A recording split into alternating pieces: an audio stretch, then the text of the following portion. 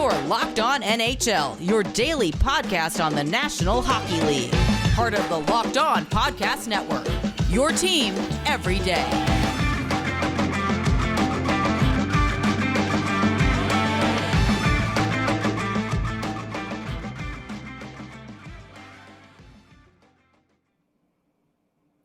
Hey, hockey fans, welcome to another segment of the Women's Hockey Spotlight on Locked On NHL, part of the Locked On Podcast Network. I'm Erica L. Ayala. In addition to being your host of the Women's Hockey Spotlight segment bi-weekly, I am also the host of Locked On Kraken. But today we are going to talk about women's hockey, and we've been talking for the last couple of Women's Hockey Spotlights about the forthcoming Women's Hockey League. And while we still don't have a lot of updates, we did get a little bit of a hint that things are moving forward. Maybe some of those breadcrumbs that we've talked about from an interesting source. The Ontario Hockey League, the Peterborough Petes, made an announcement. Burton Lee has accepted a position with the new Professional Women's Hockey League. This announcement came on August 9th. So the executive director of business operations, Burton Lee, has accepted a position as director of game operations and fan experience within the hockey operations department of the new Professional Women's Hockey League that will begin play January of 2024. I am extremely grateful to the Pete's board of directors and to our hockey and business staff for the opportunity to have worked with the historic Pete's organization for the past decade. That is what Burton says in the press release. He goes on to say, I am looking forward to contributing to one of the most exciting projects in the sports industry, working alongside a renowned ownership and executive team to establish the new Professional Women's Hockey League.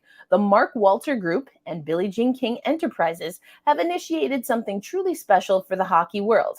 I am excited to work alongside a team led by Jana Hefford and to use the knowledge and experience I've gained in Peterborough to help fans across North America and around the world experience elite hockey in a new way.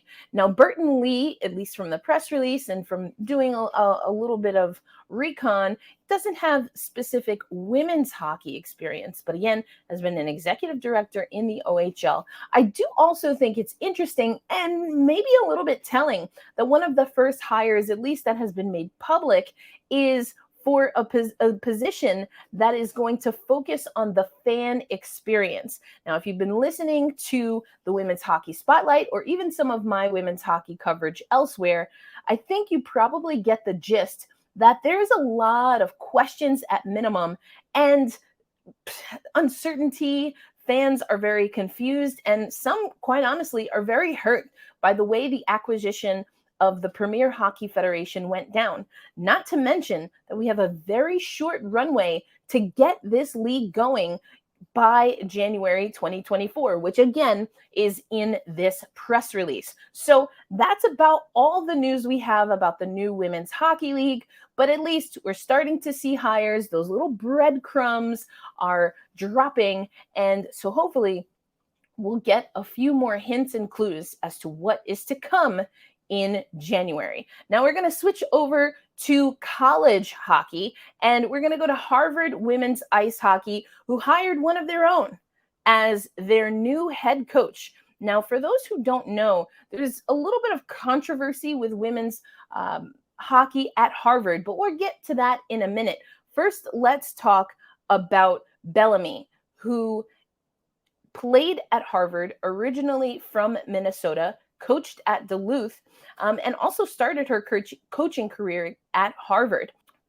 Laura Bellamy, who graduated in the class of 2013, will be back to lead Harvard's women's ice hockey. The director of athletics, Erin McDermott, had this to say about Laura. Laura brings a deep commitment to coaching and mentoring student athletes, excelling on the ice in the classroom, and engaged in the community. We look forward to watching her coach in the rink that meant so much to her as a player. Now, on the one hand, it's always great to bring someone back that understands the program, that has benefited from the legacy and the historic program that is Harvard women's ice hockey. But now we have to go to the controversy. For those who maybe don't know, Katie Stone was the head coach at Harvard's women's ice hockey for 3 decades, and she retired earlier this year. But the retirement came after multiple reports, particularly from the Boston Globe and the Athletic, that there was a long culture and history of hazing, of bullying, and some of it racially charged, not to mention a little bit, I don't want to say explicit, but sexual perhaps in its nature. Now, Harvard women's ice hockey did hire Jenner and Block, and hockey fans, you might recognize the name Jenner and Block because they are the law firm that also did the third-party investigation on the Chicago Blackhawks because of the accusations brought to the team by who we now know to be Kyle Beach.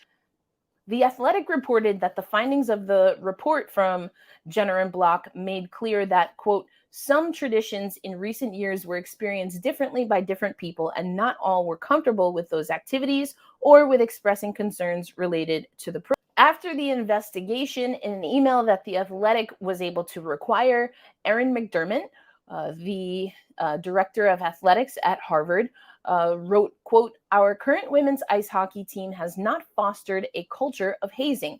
However, the email goes on to say, and it has been reported other places in addition to the Athletic, that Harvard is going to be changing some of its traditions. Now, again, if you look at some of the allegations for Harvard, some of them can be difficult, and I just want to give a small trigger warning. But one that really stood out to me as completely ridiculous, in that I can't believe it was ever a tradition, was something called a naked skate. I think it's pretty self-explanatory, but also apparently with these naked skates, there was something known, or players were expected to do a Superman on the ice. If you think of the Superman pose, and if you think of being essentially completely nude on the ice, your body then sliding along the ice completely naked. I don't know why anyone would do that personally. I just don't like cold, so that's not something that I would ever do. But also to make that a part of a culture of an ice hockey team seems a little bit ridiculous. And there are all kinds of traditions. Some do include getting absolutely naked.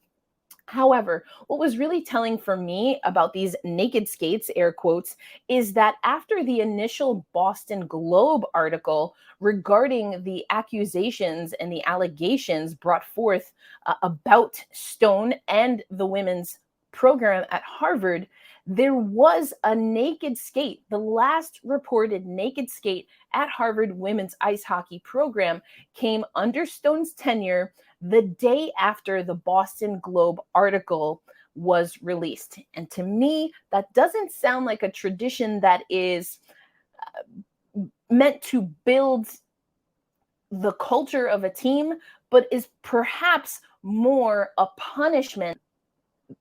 It seemed more like a punishment than anything. So while it's, again, always great to have someone return to the program, I think it's fair to ask questions. If having someone who not only played at Harvard, but also coached at Harvard, both under Stone, if Harvard wants to move away from certain air quotes traditions and have a more positive culture, even though, according to Harvard, the report and investigation says there is not a problem of culture, is that the right move? Is that giving any assurance to people who did have problems what happened at Harvard over Stone's 30 years? Any assurances that things will change? These are questions that I think Harvard is going to have to answer. I also think that they need to release the full report. We haven't seen the full report. And so all of this coming from an email that The Athletic acquired, and again, other outlets have reported on it. But I don't think Harvard's doing the hard work here, at least not right now, of transparency. So I guess we'll just have to wait and see, not only about how Harvard moves forward and hopefully is ushering in a more positive and quite honestly professional culture, but we'll have to see what more, if we get any more breadcrumbs about the new Women's Hockey League. Thanks so much for listening to the Women's Hockey Spotlight, and I'll catch you in another 2 weeks.